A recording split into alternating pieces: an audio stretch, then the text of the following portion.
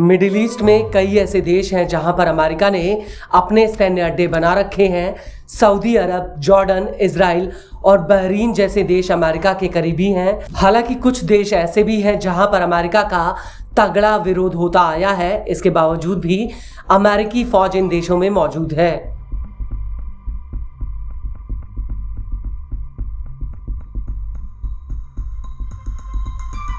इनमें सीरिया और इराक का नंबर सबसे पहले आता है। हालांकि सीरिया में अब अबू मोहम्मद अल जुलानी की सरकार आ चुकी है, जो अमेरिका के काफी करीबी है।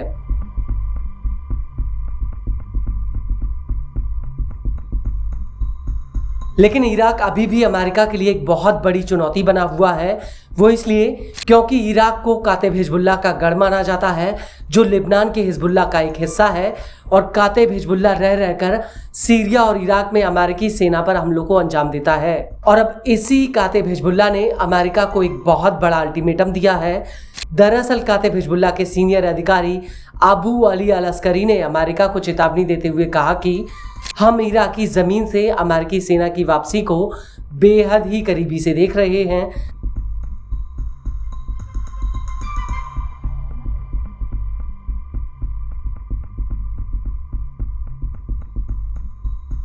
कातिब हिजबुल्लाह का कहना है कि अमेरिका इराक के सभी सैन्य ठिकानों को खाली करेगा, जिसमें जॉइंट ऑपरेशन कमांड, एन अल असद एयरबेस और कैंप विक्टोरिया जैसे सैन्य अड्डे शामिल हैं। इसको लेकर अल अस्करी ने अपने बयान में कहा कि हम करीब से देख रहे हैं और अमेरिकी सेना की पूर्ण वापसी का इंतजार कर रहे हैं। हमारा सब्र असीमित नहीं है।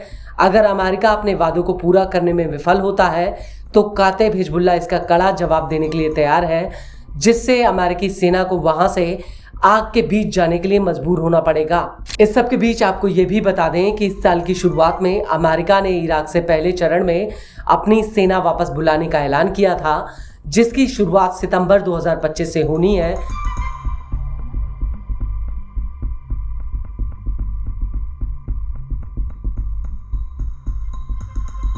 हालांकि इराकी प्रतिरोधी धड़ों में अमेरिका के इस ऐलान पर विश्वास नहीं है। इन प्रतिरोधी गुटों का मानना है कि अभी भी अमेरिका के कब्जे में इराक के अहम सैन्य ठिकाने हैं।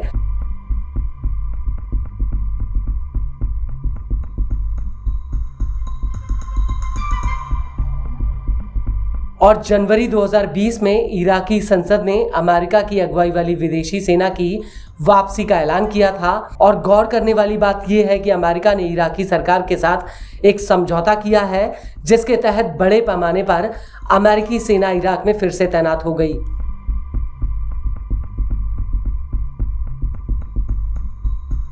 अमेरिका और इराकी सरकार के बीच एक समझौता हुआ था, जिसके तहत अमेरिका इराक की ISIS के खिलाफ लड़ने में अपनी सेना इराक में तैनात करेगा। कंबाइंड जॉइंट टास्क फोर्स, जिसे ऑपरेशन इनहेरेंट रिजॉल्व के नाम से जाना जाता है, इसके तहत इराक में अमेरिकी सेना की बड़े पैमाने पर मौजूदगी है। इराक के 2 बड़े सैन्य अड्डों पर अमेरिकी सेना काबिज है।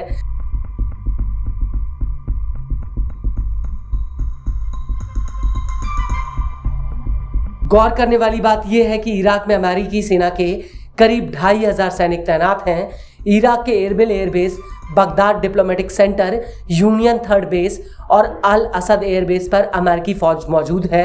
साल 2014 में अमेरिका और इराकी सरकार के बीच एक समझौता हुआ था। इस समझौते के तहत ही अमेरिकी फौज ISIS को हराने के लिए इराक में उतरी थी।